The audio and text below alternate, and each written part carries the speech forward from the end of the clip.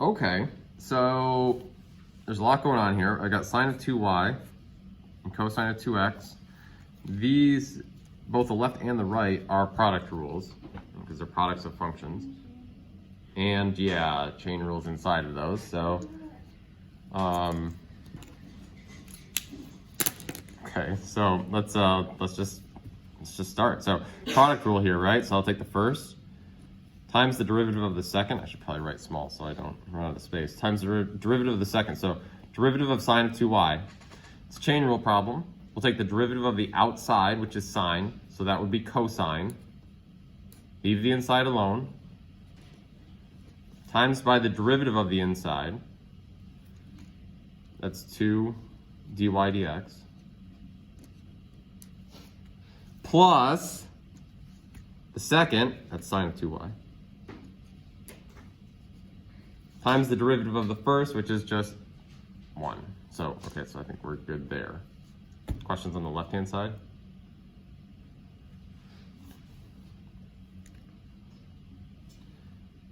All right, on the right-hand side, we'll take the first, times the derivative of the second. So that's a chain rule problem. Derivative of cosine is negative sine. So it's gonna be times negative sine, leave the inside alone.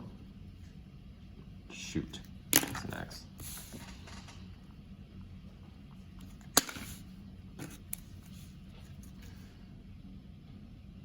Two x, okay, leave the inside alone, times the derivative of the inside, which is 2.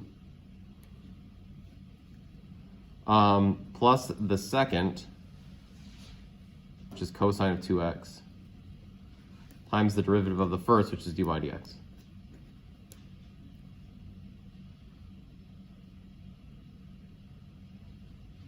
Ick.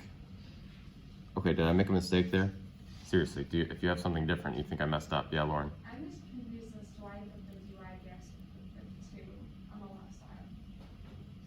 Because it's 2y and dy dx is y. Dy dx is the derivative of y.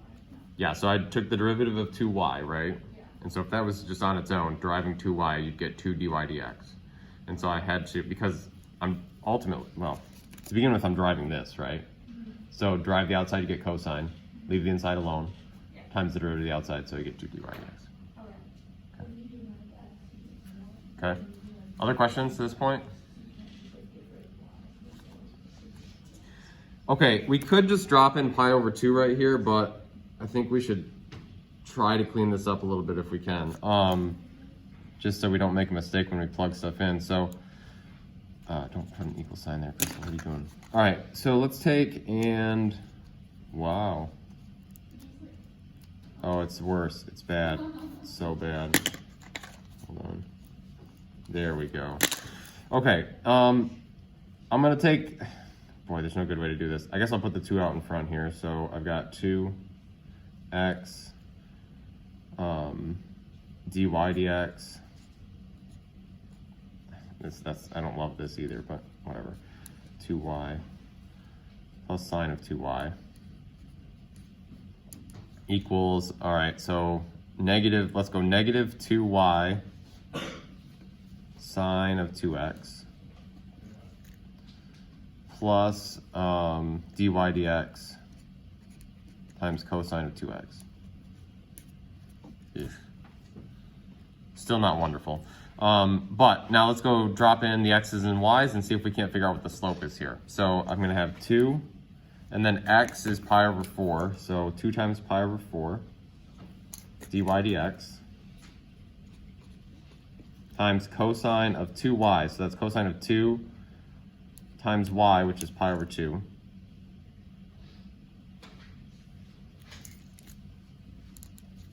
Plus sine of 2y, so that's sine of 2 times pi over 2. Minus 2, negative 2, I guess, times y, which is pi over 2.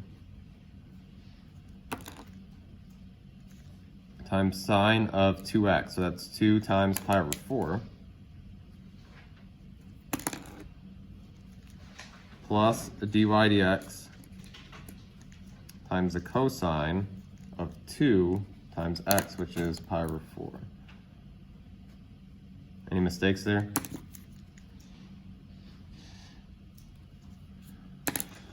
Okay. God, I hope some of this is 0. Cosine of pi, that's not, shoot, that's -1. Sine of pi though, this is gonna be 0, right? Okay, so that's gonna be 0. Sine of pi over 2, that's not 0, that's gonna be 1. Cosine of pi over 2, that is 0 as well, right? I'm pretty sure. Okay, so that's 0. Okay, so this fraction here will be pi over 2, dy dx. Cosine of, so 2 over 2 is 1, so cosine of pi is -1, so this is going to be negative out in front. Plus sine of, okay, so plus 0, shoot. Oh well, I guess I'll write that down. And then -2 over 2, that's just going to be negative pi, times sine of, this would be pi over 2. So sine of pi over 2 is 1. So this will end up being just negative pi right here. Plus 0.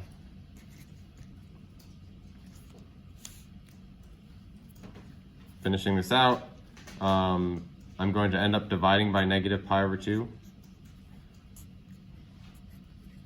And so that's 1. I get dy dx equals, so negative pi divided by negative pi over 2, that's going to be just 2, isn't it? Cool.